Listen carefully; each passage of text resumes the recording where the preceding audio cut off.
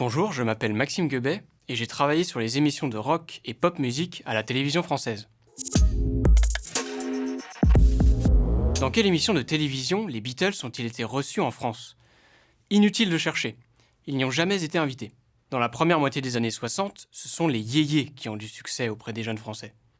Ils ont même leur propre émission de télévision, Âge tendre et tête de bois, animée par Albert Resner, véritable prolongement télévisuel de Salut les copains. Les idoles des jeunes, à commencer par Johnny Hallyday, s'y épanouissent.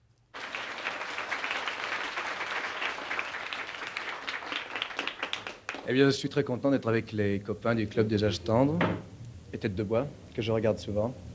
Et bien sûr, comme c'est la tradition, eh bien, je vais demander aux copains s'ils ont des questions à me poser. Les premières émissions de rock naissent à la fin des années 60.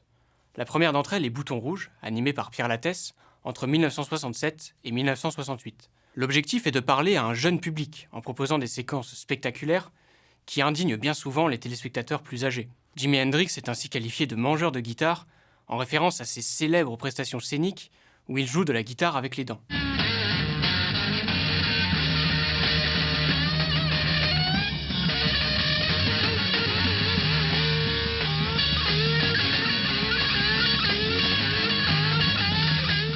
À la suite des événements de mai 68 et du festival de Woodstock en 1969, le rock devient le son de la contre-culture. À la télévision, c'est l'émission Pop 2, présentée par Patrice Blanc-Francard entre 1970 et 1973, qui s'en fait l'écho. Le principe est désormais de prôner une musique de qualité et surtout jouer en live dans les conditions d'un vrai concert en public. C'est dans ce contexte que des groupes dits underground sont diffusés à la télévision française, comme par exemple Soft Machine.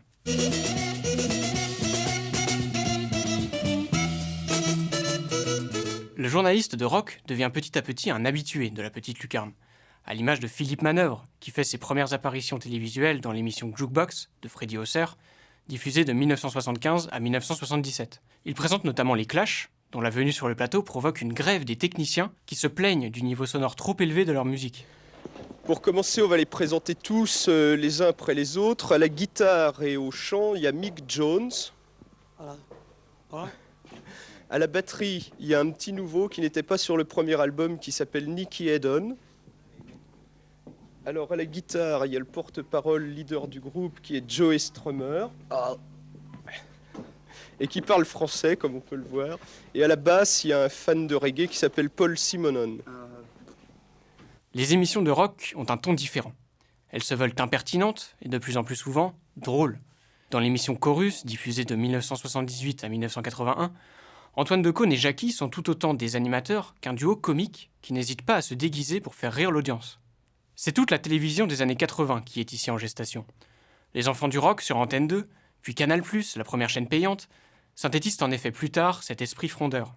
Après être passé à côté des stars des années 60, la télévision française a donc braqué ses caméras sur les grands groupes qui ont fait l'histoire du rock. Ce média a ainsi joué un rôle non négligeable dans la diffusion et la popularisation du rock en France. Maybe we're saying good night with the Sultans of Swing. Thank you.